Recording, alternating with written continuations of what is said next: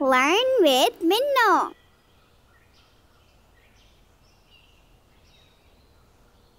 अस्सलाम वालेकुम दोस्तों, मैं हूँ मिन्नो। मुझे कहानियाँ पढ़ने और सुनने का बहुत शौक़ है। मैं आपको एक बहुत अच्छे, सच्चे और नेक इंसान की पूरी लाइफ के बारे में बताऊँगी। मुझे बहुत सारी नई नई चीज़ें सीखने को मिली। आप भी जानना और सीखना चाहते हैं?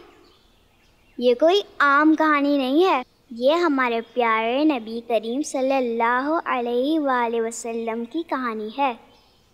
दोस्तों, आप जानते हैं हमारे नबी करीम सल्लल्लाहु अलैहि वसल्लम का नसब यानी फैमिली बैकग्राउंड दुनिया में सबसे ज़्यादा शरीफ और पाक है। आप सल्लल्लाहु अलैहि वसल्लम अरब के मशहूर शहर मक्का में पैदा हुए और इस बात के लिए तो हज़रत जिब्राइल अल्लाह के मशहूर फ़रिश्ते भी कहते हैं कि इन्होंने मशरिक़ से मग़रिब तक हमारे नबी से अच्छा ख़ानदान नहीं देखा। और तो और अबू सुफियान जो कि मुसलमान होने से पहले नबी करीम सल्लल्लाहु अलैहि वसल्लम के दुश्मन थे, फिर भी आप सल्लल्लाहु अलैहि वसल्लम के ख़ानदान की शराफत को मानते थे। आप सल्लल्लाहु अलैहि वसल्लम के वालिद यानी बाबा का नाम अब्दुल्ला था और वालदा यानी मम्मा का नाम आमना था।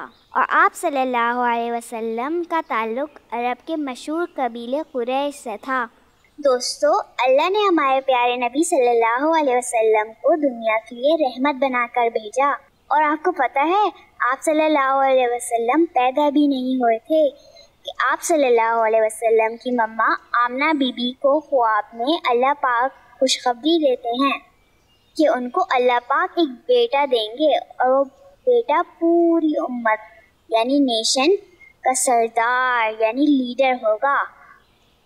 साथ में अल्लाह ने ख्वाब में बीबी आमना को हमारे नबी का नाम मोहम्मद सल्लल्लाहु अलैहि वसल्लम बताया और ये दुआ भी मैं उनको एक खुदा की पनाह में देती हूँ। अगर आप जानना चाहते हैं कि आगे क्या हुआ तो आप इंतज़ार करें हमारी अगली वीडियो का। अस्सलाम वालेकुम।